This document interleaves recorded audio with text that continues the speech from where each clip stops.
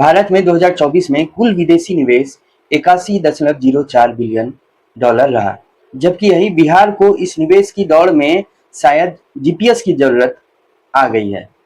आइए जानते हैं क्यों है जीपीएस की जरूरत बिहार को। नमस्कार, मैं हूं मनीष और आज हम बातें करेंगे उस विकास की जो आंकड़ों में तो साफ दिखाई देता है, लेकिन जमीन पर बिहार में ढूंढने से नहीं मिलता है। जी हाँ, भारत ने विदेशी निवेश के मामले में एक नया मुकाम छू लिया है, इसमें कोई दो राय नहीं है। वित्त वर्ष 2024-25 में देश में कुल 81.04 बिलियन डॉलर का एफडीआई आया है। महाराष्ट्र और कर्नाटक ने बाजी मारी, एक ने 31% तो दूसरे ने 20% निवेश खींच लिया है। दिल्ली भी 20% के साथ मैदान में है, लेकिन बिहार इस मैदान में दूर दूर तक नहीं दिखता, सन्नाटा सा छाया हुआ है।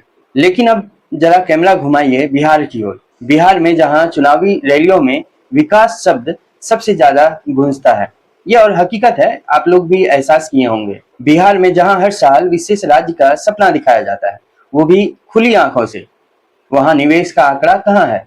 जी हाँ, वो आंकड़ा कहीं नहीं है, आपको कहीं नहीं दिखेगी। लगता है बिहार को निवेशक नहीं भाषण पसंद है, और भाषण भी ऐसा जो हर चुनाव से पहले आता है और नतीजों के बाद गायब हो जाता है।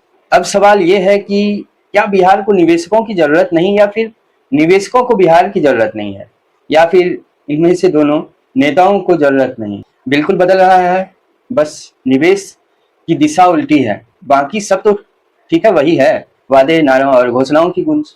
अगर आपके नेता आपसे कहें कि बिहार को विकास की पटरी पर ला दिया गया है, तो जरा पूछिएगा उनसे, पटरी पर ट्रेन कब आएगी और उसमें निवेशक टिकट लेकर चढ़ेंगे भी या नहीं, या बिहार के लोगों को बड़े बड़े इसी तरह के सपने दिखाते रहेंगे और बुड़बक बनाते रहेंगे।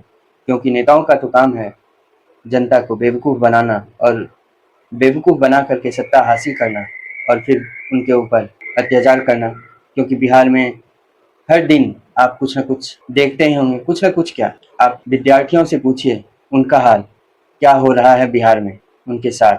पूछना है तो पूछिए उन बच्चों से जो बिहार से दूर आकर के अपना जीवन जीने की कोशिश कर रहे हैं। पूछना है तो उनसे पूछिए, उन माँ से पूछिए जो कि सालों साल भर अपने बच्चों से दूर रहती हैं और मिल नहीं सकती हैं, क्योंकि वो बाहर हैं कमाने के लिए।